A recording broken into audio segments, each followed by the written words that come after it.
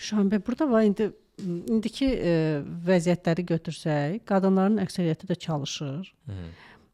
Olur ki, hətta kişidən artıq maaş alanlar da bəzən ola bilir. Burada da bir balans pozulma baş verir.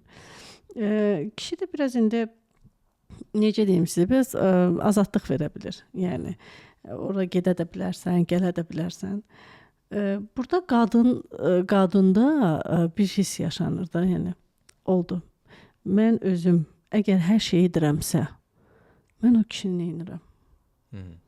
Bəs burada necə qoruyub saxlamaq lazımdır? Necə burada balansı düzəltmək lazımdır ki, indi vəziyyət belə gətirib ki, sən bir 10 il yaxşı qazanırsan, amma sən bilmirsən də 10 ildən sonra nə olacaq? Ümumiyyətlə nə olub olmayacağı da yox. Yəni ailə davam eləməlidir.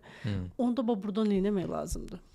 Burada hər iki tərəfdən kişi və qadın aspektindən mən baxacağam məsələyə. Birincisi bu münasibətdə, yəni qadın deyək ki, çox qazanır, qadın deyək ki, kişidən daha uğurludur. Ola bilər həyatdır. Hər an hər şey ola bilər.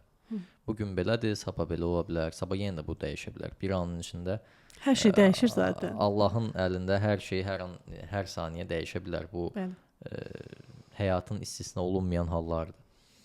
Ancaq uzun müddətli münasibətə baxdığımızda yenə də bu münasibətdə qadının gözündən düşür yavaş-yavaş kişi istər-istəməz.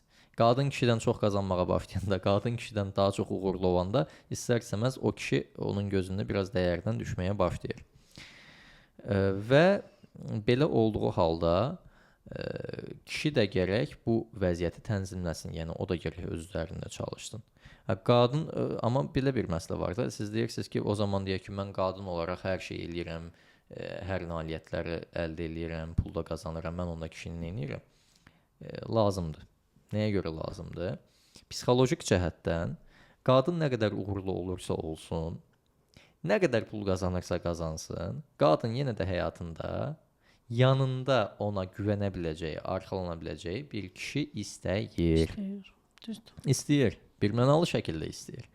Yəni nə qədər uğurlu olsun, nə qədər çox pul olsun, yenə də duyğusal cəhətdən özündən güclü bir kişini bu dəfə axtaracaq. Qadının çünki zehninin, bilinçaltının buna ehtiyacı var. Kişi də əgər öz üzərində çalışırsa, o zaman o mütləq şəkildə həyatında ona xas bir partnyoru tapacaq. Hörümçək kimidir bu. Hörümçək görmürsünüz ki, geçsin o vaxt arsın. Hörümçək torunu qurur, o özü gəlir onun toruna düşür. Hörümçəyin vəzifəsi o toru inşa etməkdir, toru qurmaqdır. Kişi hörümçək kimidir.